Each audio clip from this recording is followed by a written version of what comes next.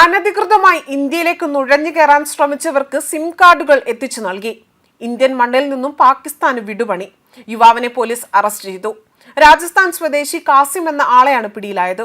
2024-ലും 2025-ലും അടിക്കടി ഇയാൾ പാകിസ്ഥാൻ സന്ദർശിക്കുകയും 90 ദിവസത്തോളം പാകിസ്ഥാനിൽ തങ്ങുകയും ചെയ്തതായി പോലീസ് വൃത്തങ്ങൾ വ്യക്തമാക്കുന്നു.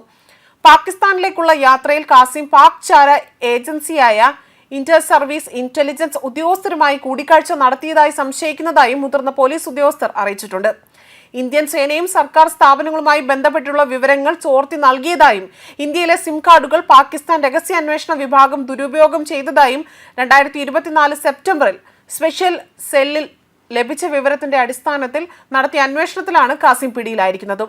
സിം കാർഡുകൾ കൈവശപ്പെടുത്തിയ ഇന്ത്യയിൽ നിന്നുള്ള ആളുകളുടെ സഹായത്തോടെ തന്നെ അതിർത്തി കടന്നവരായിരിക്കുമെന്നും അന്വേഷണ ഉദ്യോഗസ്ഥർ വ്യക്തമാക്കുന്നുണ്ട്.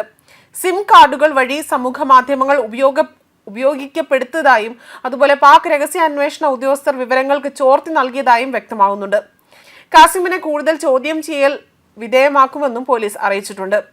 അതേസമയം കേരളത്തിൽ പെരുമ്പാവൂരിൽ നിന്നും പാക് അനുകൂല വാട്സ്ആപ്പ് ഗ്രൂപ്പിൽ അംഗമായ ആസാം സ്വദേശിയായ അതിഥി തൊഴിലാളിയെ പോലീസ് അറസ്റ്റ് ചെയ്ത വാർത്തകളും പുറത്തു വന്നിരുന്നു. ഇയാൾ ഫോണിൽ നിന്നാണ് സംശയാസ്പദമായ നിലയിൽ ഈ ഗ്രൂപ്പുകൾ കണ്ടെത്തുന്നത്. ഇയാൾ പോലീസ് സ്റ്റേഷനിൽ മറ്റൊരു സംഭവത്തിൽ പരാതി നൽകാൻ പോയപ്പോഴാണ് ഇയാളുടെ ഫോൺ പരിശോധിക്കുന്നത്. പിന്നാലെയാണ് ഇയാളെ പെരുമ്പാവൂർ പോലീസ് കസ്റ്റഡിയിലെടുത്തതും. ഇപ്പോൾ പെരുമ്പാവൂരിൽ നിന്നടക്കം അനധികൃത തൊഴിലാളികളെ അറസ്റ്റ് ചെയ്യുന്ന നടപടി പുരോഗമിക്കുന്നതിന്റെ ഇടയിലാണ് ഇത്തരമൊരു സംഭവം റിപ്പോർട്ട് ചെയ്യപ്പെട്ടതും. ഇപ്പോൾ പിടിയിലായ ആസാം സ്വദേശി മുബാറക്കും ഇന്ത്യയിലേക്ക് കടന്നത് എങ്ങനെയാണെന്നതടക്കമുള്ള കാര്യങ്ങൾ വ്യക്തമായിട്ടില്ല. ഇയാൾ ഇത്തരത്തിൽ അനധികൃതമായി ഇന്ത്യയിലേക്ക് നുഴഞ്ഞു കയറി പാകിസ്ഥാൻ അനുകൂലമായി പ്രവർത്തിക്കുന്ന ചാരസംഘടനയിലെ അംഗമാണോ എന്നതടക്കമുള്ള സംശയങ്ങളും ഉയർന്നു വരുന്നുണ്ട്.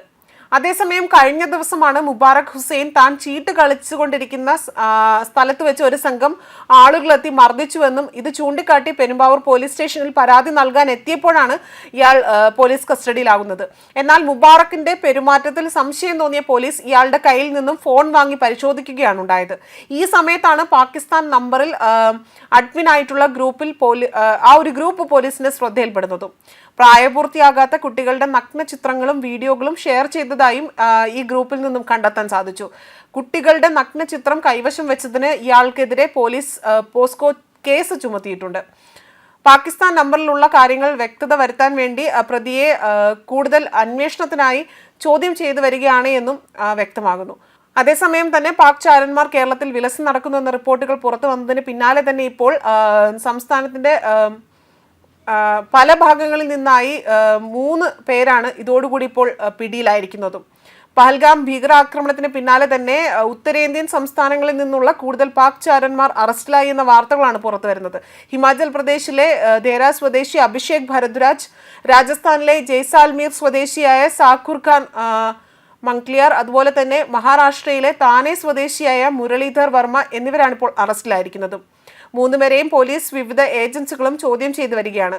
പഹൽഗാം ഭീകരാക്രമണത്തിന് ശേഷം വിവിധ ഭാഗങ്ങളിൽ നിന്ന് ഇതുവരെ 1.5 ഡസനോളം അടക്കം പാക് ചാരന്മാരെയാണ് അറസ്റ്റ് ചെയ്തിരിക്കുന്നത്. ന്യൂസ് ഡെസ്ക് കർമ്മ ന്യൂസ്.